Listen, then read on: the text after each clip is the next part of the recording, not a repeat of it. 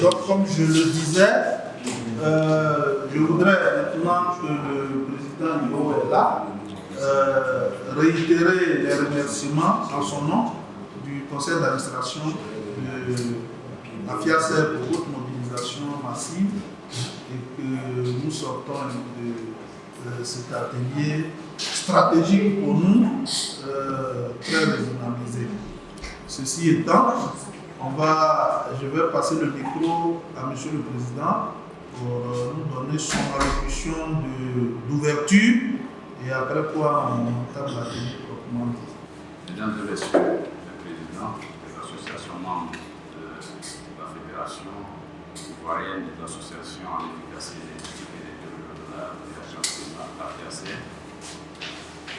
tous les invités, chers membres de notre conseil d'administration, c'est avec un immense plaisir ce matin que je tiens à vous féliciter pour les différentes actions que vous avez déjà menées pour le bien-être de nos chers patries.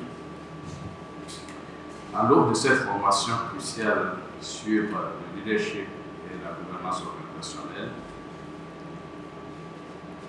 qui débute aujourd'hui ici même à Treichville, je voudrais souligner que cette initiative n'est pas un simple événement, mais une étape significative dans notre engagement collectif pour le renforcement et la professionnalisation de nos structures associatives.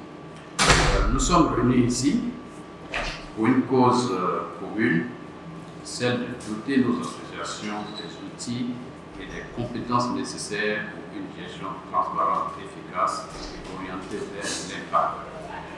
Je salue chaleureusement la présence des membres de la FIACER, cette association qui incarne notre force collective et notre détermination à faire avancer le secteur de l'efficacité énergétique des énergies renouvelables et du climat en Côte d'Ivoire.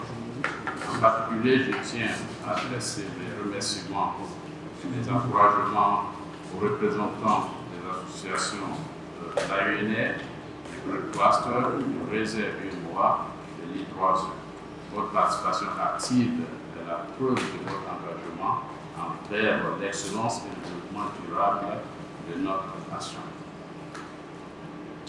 Dans un environnement en constante évolution, où les défis sont nombreux, mais les opportunités encore plus vastes, la gouvernance efficace devient non seulement un atout, mais une nécessité absolue. Une action de bonne gouvernance est le socle sur lequel se bâtit la confiance, la crédibilité et la pérennité de nos actions. Elle garantit que nos ressources sont utilisées de manière optimale, que nos décisions sont prises dans l'intérêt de tous, l'intérêt du monde, et que nos objectifs sont atteints avec succès. Cette formation est conçue pour être un espace d'apprentissage, d'échange et de partage. Vous y trouverez certainement des stratégies, et j'ai confiance en notre formateur, nous faire découvrir des stratégies éprouvées, des meilleures pratiques et des outils innovants pour améliorer la gestion de nos associations.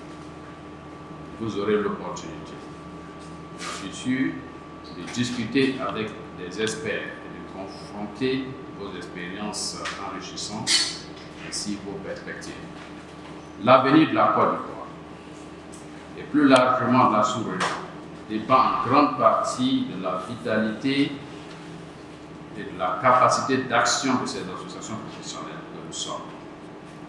En renforçant notre gouvernance,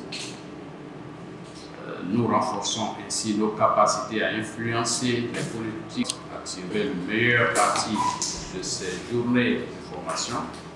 Soyez curieux, je dirais même soyons curieux, soyons engagés et partageons avec l'inspiration et les connaissances nécessaires pour transformer nos associations en modèle de gouvernance. Au nom tous les membres de notre conseil d'administration de la FIACER. Je déclare officiellement ouverte cette formation sur le leadership et la gouvernance organisationnelle des associations professionnelles. Dieu vous bénisse. Vous en remercier. Pour la nouvelle de la presse, on pourra vous partager la locution du président, le scanner, et puis vous le partagez. De passer la parole aux formateurs. Bien, je crois que chacun a le programme devant lui. Et donc, je rappelle que l'activité va porter sur 2 jours. Le jour 1, c'est aujourd'hui 29 juillet 2025. Le premier module portera sur le leadership, sur le rôle des dirigeants associatifs. Le deuxième sur la gouvernance organisationnelle et le cadre juridique. Il y a un déjeuner qui est prévu pendant 1 heure de temps. Le troisième module portera sur la gestion financière et la reddition des comptes. Et de 15h à 16h, on fera une évaluation des acquis de la première journée. Et puis, on va rentrer chacun chez lui. Demain, 30 juillet, de 8h30 à 8h45, on fera l'effort d'être ponctuel pour tenir le programme. On va faire un retour sur les acquis du premier jour. On va aussi avoir le module de la gestion opérationnelle et la communication. Le module 4 va porter sur la gestion des ressources humaines et le leadership d'équipe.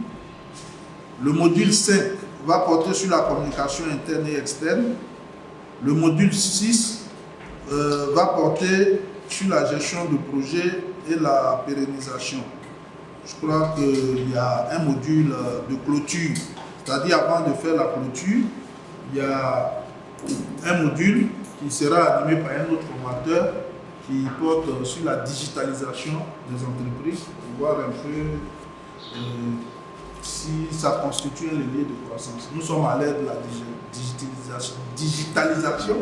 Donc, on a estimé qu'au-delà de tout ce beau programme, pour le couronner, il y a un module inclus qui porte sur la digitalisation des entreprises. Ceci étant, on va passer la parole